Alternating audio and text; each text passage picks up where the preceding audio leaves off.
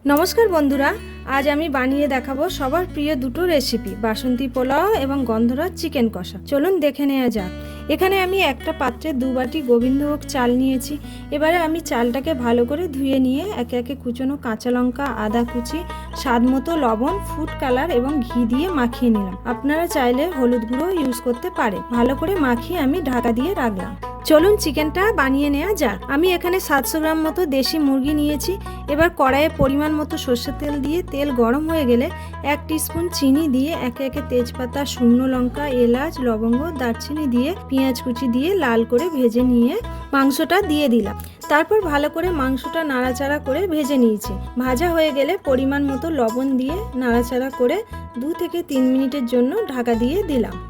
ঢাকাটা খুলে পেঁয়াজ বাটা এবং টমেটো পিউরি দিয়ে নেড়ে চেড়ে 2 টেবিল স্পুন রসুন বাটা, 2 টেবিল স্পুন আদা বাটা এবং পরিমাণ মতো হলুদ গুঁড়ো, লঙ্কার গুঁড়ো দিয়ে কষে নিয়েছি। তারপর 2টো কাঁচা লঙ্কা চিড়ে দিয়ে দিলাম। এরপর সামান্য জল দিয়ে 5 মিনিটের জন্য ঢাকা দিয়ে দিলাম। তারপর ঢাকাটা খুলে মাংসের তেলটা ছেড়ে গেলে পরিমাণ মতো মিট মশলা দিয়ে ভালো করে কষে নিয়ে গরম জল দিয়ে 20 মিনিটের জন্য ঢাকা দিয়ে দিলাম। মাংসটা হতে থাক। এবার আমি পোলাওটা বানিয়ে নিই। কড়াই বসিয়ে ঘি দিয়ে দিলাম। ঘিটা গরম হয়ে গেলে কিছুটা কিশমিশ ভেজে তুলে নিলাম। একইভাবে কাজুটাও ভেজে নিয়েছি।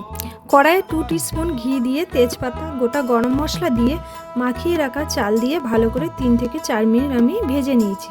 চালটা ভাজা ভাজা হয়ে গেলে 4 বাটি গরম জল দিয়ে দিয়েছি।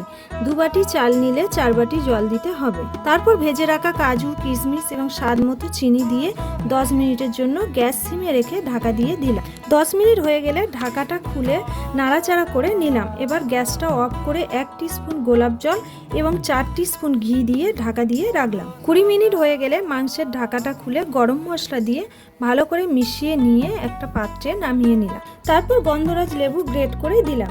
এবার পোলাওয়ের সাথে গন্ধরাজ চিকেনটা দিয়ে সার্ভ করুন। আপনারা যদি কোনো রেসিপি দেখতে চান কমেন্ট করে জানাবেন।